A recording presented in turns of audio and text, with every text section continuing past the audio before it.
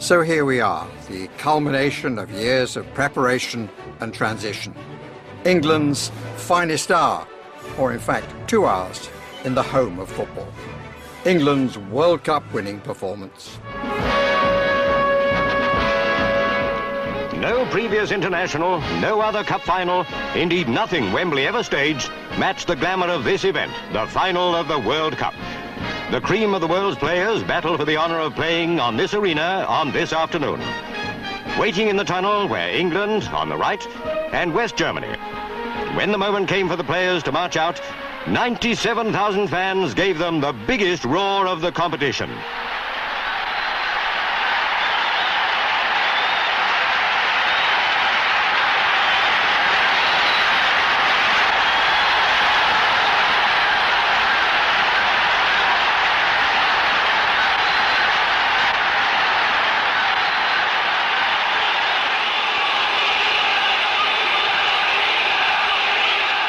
Bobby Moore and Uwe Seeler were out in the middle exchanging international compliments and meeting the referee, Dienst of Switzerland.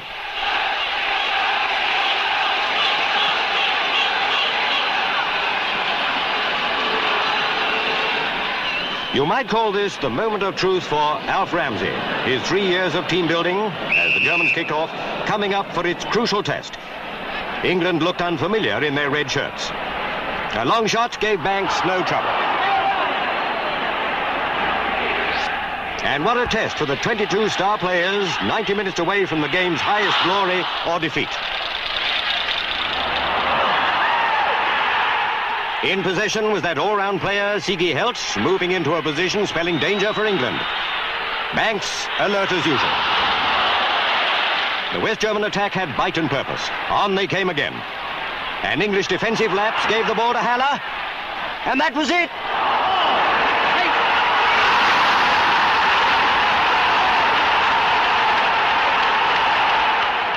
One down after 12 minutes spurred the English attack. No time for lethargy or half measures. They swept into German territory. Tilkowski cleared, only to put Bobby Charlton in possession. Another fine save, but there was no stopping England. This time a chance came to West Ham's Geoff Hurst. It's the equaliser!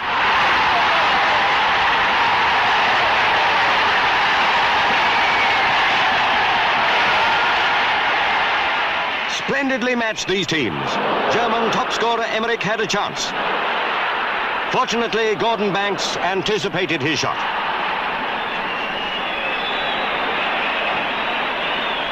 England piled on the pressure. Bobby Charlton inspired a movement which, with just a little more luck, could have put England in the lead. A big sigh of relief for West Germany when the ball was clear. Play was faithfully reflected by the score, 1-1 at half-time. A brief let-up in the tension came as welcome relief for both English and German supporters.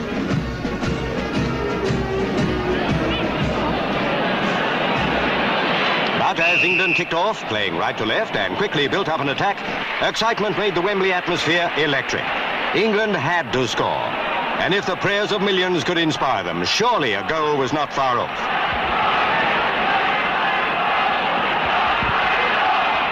The West German defence was like a stone wall. Again, England launched an offensive. And again, the German blockade could not be penetrated. Play swung to the other end. West Germany threatened the English goal, but Banks, playing brilliantly, was in position to deal with it.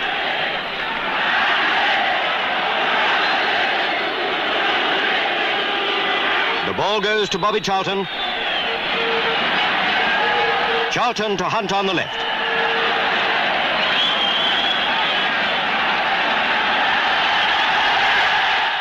Despite strong German threats, the English defence could not be rattled.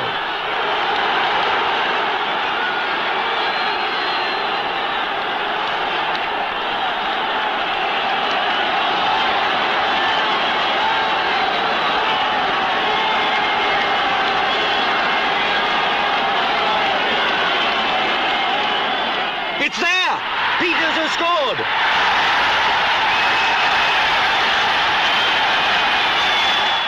For the Wembley thousands and the millions at home, one thought, victory. England, spurred by their 2-1 lead, played like a team inspired to clinch a win.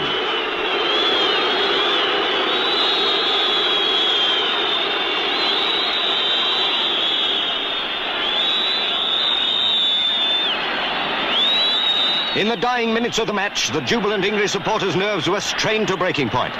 The World Cup was within England's reach. If only they could keep the lead for a few desperate minutes against the West Germans.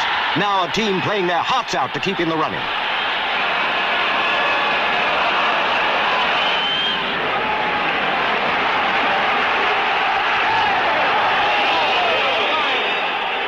Germany would not let up. Then, seconds before the final whistle, agony for England. Weber scored.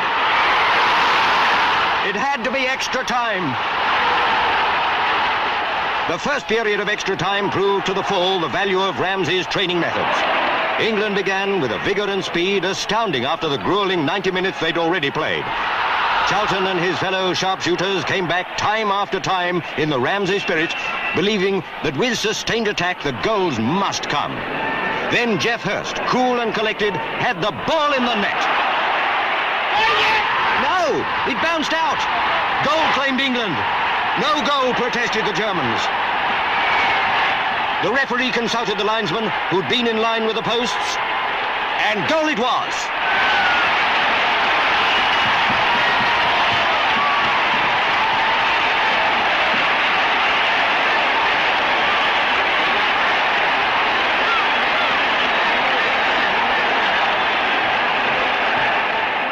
England led again, 3-2 now, and in spite of a German attack early in the final period of extra time, Bobby Moore's men had thrown off all signs of tiredness.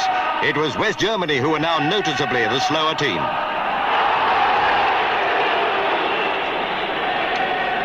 When there was only a minute to go, England still had no thought of being content with that one-goal lead. Racing to beat the whistle, Geoff Hurst saw an opening in the defence and achieved the hat-trick.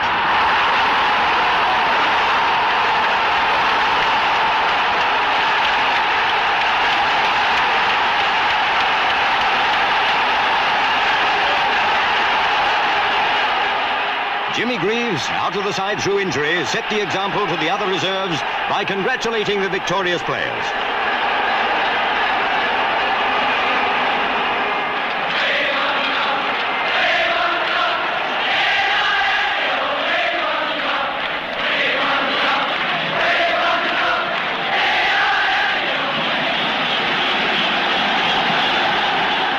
Bobby Moore led England up to the Royal Box to receive the Jules Rimet Cup and the winners' medals. To be here as winners of the FA Cup has often been described as the summit of a footballer's ambition. How much greater was the triumph they enjoyed now.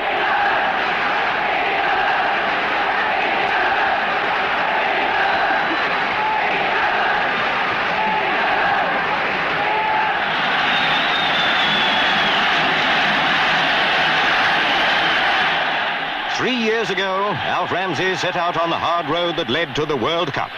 Only the optimists thought he could possibly succeed. Certainly not West Germany, whose team now ran a lap of honour. They were very sporting losers. But it was England that the whole world of sport was now cheering.